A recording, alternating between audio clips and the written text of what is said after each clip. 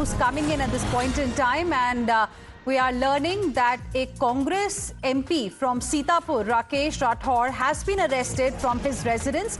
This Congress MP, Rakesh Rathore, was arrested during a press conference. A woman had filed a case, a rape case, in fact, against him, and he was going to hold a press conference after the bail plea was rejected by the High Court. For more on this, let me straight away go across to my colleague Adeeb, who is joining us live. Adeeb, give us more details in this particular case. Quite dramatic, the kind of sequence of events that we've got.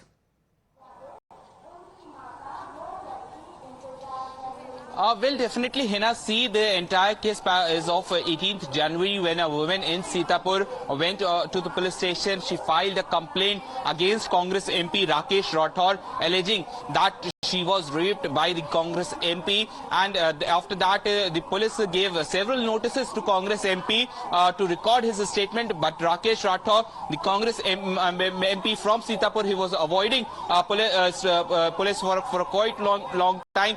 First he went to a local court in Sitapur, and then he approached High Court for the anticipatory bail so that he can get some kind of relief from the court and he don't have to go to the police. But his bail application was rejected by the police, and what we are learning right now is that he was going to hold a press conference at his residence in Sitapur. At that very time, Sitapur police reached his residence and arrested him from his residence on the charges of rape.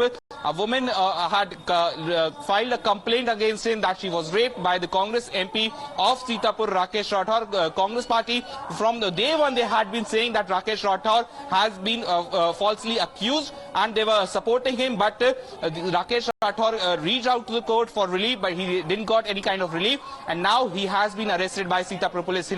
All right. Thank you very much, Adeeb, for the moment, for joining us with those details. We will slip into a very, very short break right now. We'll be back with lots more. Stay with us.